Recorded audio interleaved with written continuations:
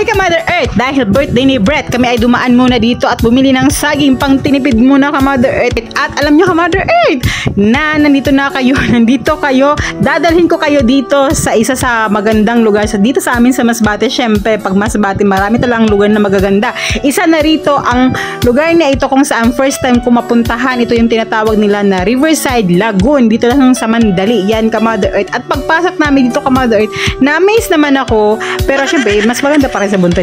Syempre. Sure. So, dito ka Mother Earth, pagpasok mo dito sa Lagoon ka Mother Earth, ito yung mapatatagpuan nyo. Pero sabi nila, mas mataas daw dito yung tubig kapag maulan. Pero pag ganito daw na summer is, talagang ganito daw ka Mother Earth. At na-appreciate ko naman sa gitna ka, sabi ko kay Brett, dito tayo sa gitna kasi parang alam nyo, di ba ka Mother Earth, ako mahilig ako magsawsaw ng paa ko sa tubig. So, dito tayo sa gitna.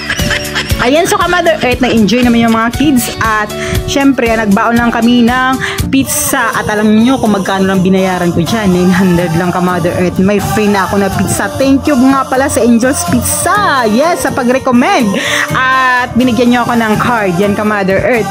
At ayan na ka Mother Earth, na-enjoy naman ngayon ang birthday kahit sa simple lang, hindi naman kasi kailangan na mahal ang pupuntahan nyo para lang mag-celebrate ng birthday. So yung 900 nyo ka Mother, imagine birthday na, naka-enjoy nyo mga bata. So, ayun ka Mother Earth, para na maiba naman, pinuntahan namin dito at may target kami gustong puntahan din na lugar. May nagsuggest pa na ibang, saka na lang yun ulit. Siguro pag birthday ko na. Yeah, pero pag birthday ko kasi hindi naman ako naghahanda or hindi naman ako nag-MMA.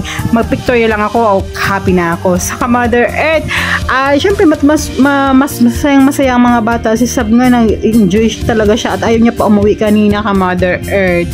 At ayan, nag-rent kami dyan ka Mother Earth ng salbabida. Kalimutan ko sa Tagalog ang tawag dyan. 40 pesos ang bayad dyan kapag ano. Pero ang 40 pesos mo is hanggang hapon, hanggang sa umuwi ka na. Yan ka Mother Earth, yung mga offer nila dyan. Tapos may mga float din siya. Yes ka Mother. Siyempre dapat, atawag dito, binablog din natin. Hindi lang yung puro lang sa Masbate City. Dito maganda rin siya ka Mother Earth.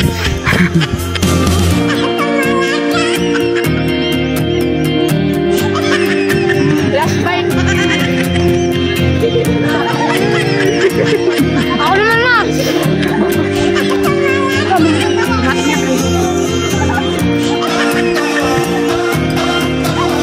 At alam niyo ba ka Mother Earth, nagbaon ng asawa ko ng sabon dahil maglalaba daw siya dito. Sabay talaga yung sabon. Daras ng sabon ka Mother Earth.